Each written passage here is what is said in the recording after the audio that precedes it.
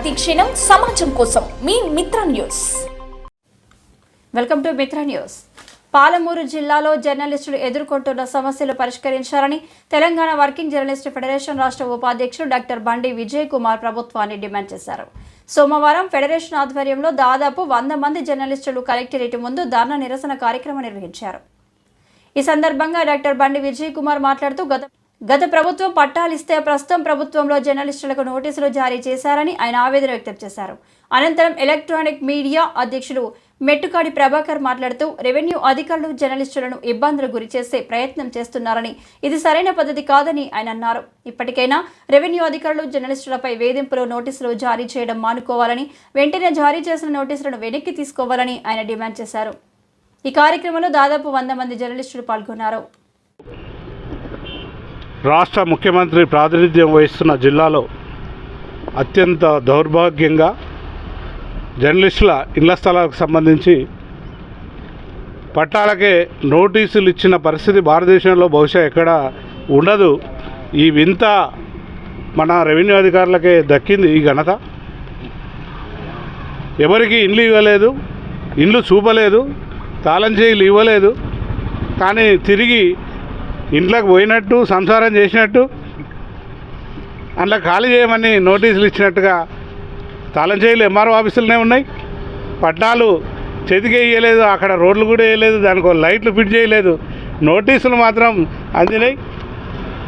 ఎక్కడెక్కడో ఇది ఈ వింత పరిస్థితి దేశంలో గర్వించదగ్గ అవార్డు ఇవ్వాలి ఇక్కడ రెవెన్యూ అధికారులకు. గత 5 ఏళ్ళుగా దొంగ 60 డిగ్రీల్లో కనిపించవా? వీటన్నిటిపైన కూడా 360 డిగ్రీ పోయి దర్జాగా ఫరూక్ నగర్లో పనిచేస్తారు. ఆ రెవెన్యూ అధికారులపైన ఒక్కరిపైనా కూడా చర్య తీసుకోలే. కానీ లబ్ధిదారులైన ప్రజలకు మాత్రం నోటీసులు ఇచ్చే అధికారం ఈ రెవెన్యూ అధికారులకు ఎవరిచ్చినరో ఒకసారి ముఖ్యమంత్రి, అట్లాగే సమాచార గృహ నిర్మాణ రెవెన్యూ శాఖ మంత్రి పొంగులేటి శ్రీనివాసరెడ్డి కూడా ఆలోచన చేయాల్సిన అవసరం ఉంది. ఎందుకంటే పాలమూరులో జరిగే వింత పరిస్థితికి బహుశా ఇప్పటికే కోర్టులు జోక్యం చేసుకున్నాయి. భవిష్యత్తులో కూడా కోర్టులు లేదా ముఖ్యమంత్రి లేదా హక్కుల సంఘాలు మాత్రమే జోక్యం చేసుకునే పరిస్థితి ఉండే పరిస్థితి ఉంది తప్ప ఇక్కడ ప్రజాప్రతినిధి కానీ ఈ నియోజకవర్గానికి ప్రాతినిధ్యం వహిస్తున్న ప్రజాప్రతినిధి కూడా పట్టించుకునే పరిస్థితి కనిపించట్లేదు. ఎందుకంటే జోక్యం చూస్తున్నారు.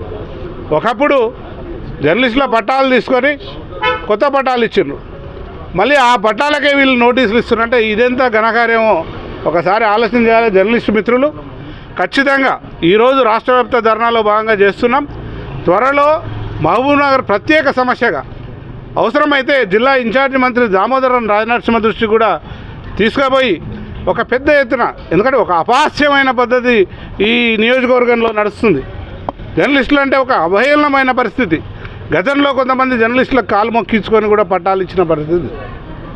ఇప్పుడేమో అవే పట్టాలకు నోటీసులు ఇచ్చి నీవు ప్రూవ్ చేసుకో అని చెప్తున్నారు. నువ్వు దొంగవు కాదు, నీవు స్థానికుడవా కాదా అంటే ఒక జర్నలిస్టే ప్రూవ్ చేసుకో. జర్నలిస్టులు డిపిఆర్ఓ ఆఫీసు, సమాచార శాఖ ఆఫీసు ఉంటుంది, వీళ్ళు ఇక్కడ పనిచేస్తుండ్రా లేదా అని, లేదా మేనేజ్మెంట్ ఉంటుంది, ఇతను ఇక్కడ ఉన్నాడా లేదా, ఏ సంస్థలో పనిచేస్తున్నాడని తెలుసుకోవడానికి. కానీ అధికారులు ఇష్టారాజ్యంగా నోటీస్ జారీ చేసి నీవు స్థానికుడవా కావా ప్రూవ్ చేసుకో అనే పరిస్థితి. ఇది దౌర్భాగ్యం, ఇది అత్యంత నీచమైన పని. అధికారులు తక్షణమే ఆ నోటీసులను జర్నలిస్టులకు ఉపసంహరించుకోవాలి.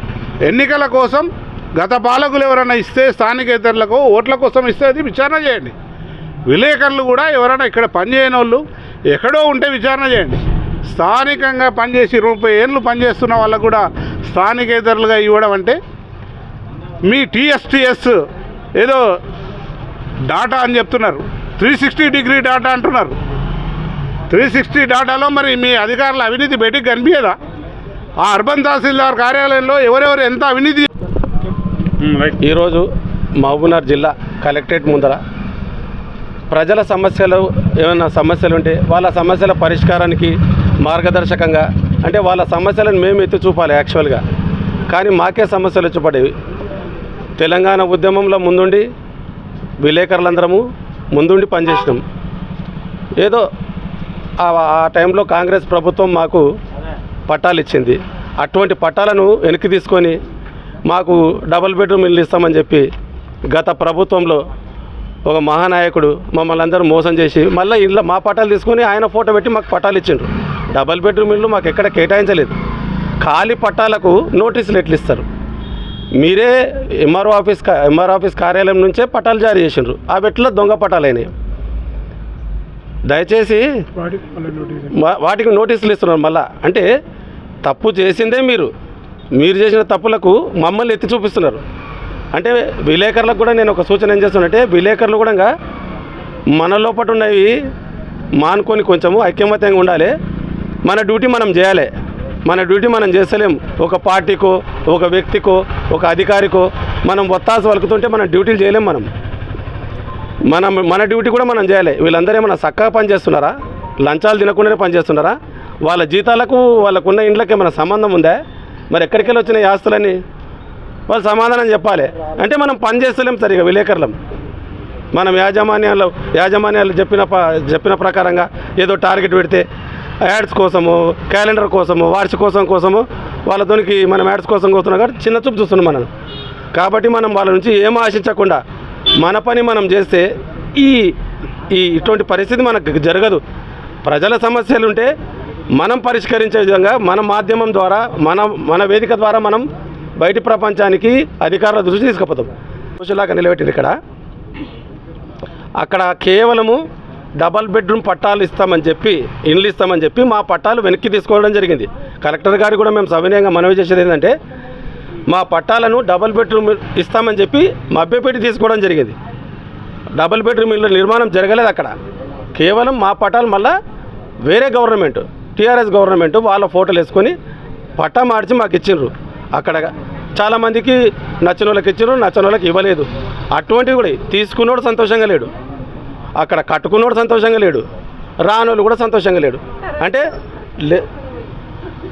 కేవలం ఏముందంటే ఇంతసేపు మనం విలేకరులను మభ్యపెడుతున్నారు. మన లోపల అనైక్యతం, మనమే ఇట్లా కించపరచుకోవడము, మనమే ఇట్లా ఉండడం కాబట్టి వాళ్ళు అలసుగా అయిపోయింది వాళ్ళకి. కాబట్టి దయచేసి అధికారులు, ఎంఆర్ఓ కార్యాలయపు అధికారులు మీ ద్వారానే పట్టాలు ఇవ్వడం జరిగింది. అక్కడ మీరిచ్చిన పట్టాలు అది కూడా మీరే శాంక్షన్ చేశారు. మళ్ళీ ఈరోజు అవే పట్టాలు తప్ప అని చెప్తున్నారు. అంటే ఆ ఫస్ట్ ఇచ్చిన వాళ్ళు తప్ప, ఇప్పుడు చేస్తున్న వాళ్ళు ఎంక్వైరీ తప్ప, 30 ఏళ్ళ నుంచి 20 ఏళ్ళ నుంచి ఇక్కడ నివాసం ఉంటున్న వాళ్ళను, 30 ఏళ్ళ నుంచి 20 ఏళ్ళ నుంచి నివాసం ఉంటున్న నాన్ లోకల్ అని చెప్తున్నారు. ఏ రకంగా నాన్ లోకల్ అని పరిగణిస్తారు?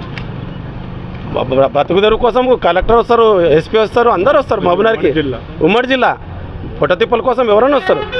20 ఏళ్ళ నుంచి 30 ఏళ్ళ నుంచి ఇక్కడనే ఉన్నవాళ్ళు వాళ్ళు నాన్ లోకల్ ఎట్లయితారు? వాళ్ళు కూడా స్థానికులు అవుతారు. కాబట్టి అందరినీ నాన్ లోకల్ అని పరిగణలోకి తీసుకోకుండా అందరినీ కూడా లోకల్గానే పరిగణించి, చిత్తశుద్ధి ఉంటే మేము కూడా తెలంగాణ ఉద్యమం చేసినాము, మేము కూడా అన్యాయాల మీద ఎదుర్కొని జైలు పాలైన వాళ్ళం ఉన్నాం. ఇక్కడ విలేకరులతోనే పెట్టుకున్నాడు ఇంతవరకు ఎవడు బాగుపడలేడు చరిత్రలో. తాజా ఉదాహరణ కూడా చూశాను, మాతోనే పెట్టుకుని వాడు మట్టి కలిసిపోయాడు మొన్ననే. మీరు కూడా అదే పరిస్థితి తెచ్చుకుంటామంటే మీ ఇష్టం. మేమేమంటాం, మా న్యాయమైన కోరికలు అడుగుతున్నాం. మేము ఎవరిని విమర్శిస్తలేము, ఎవరిని సమర్థిస్తలేము.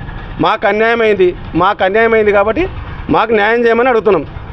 ఇంతలోనే మీరు సూక్ష్మంలో మోక్షమని అర్థం చేసుకొని ఉంటే సరిపోతుంది.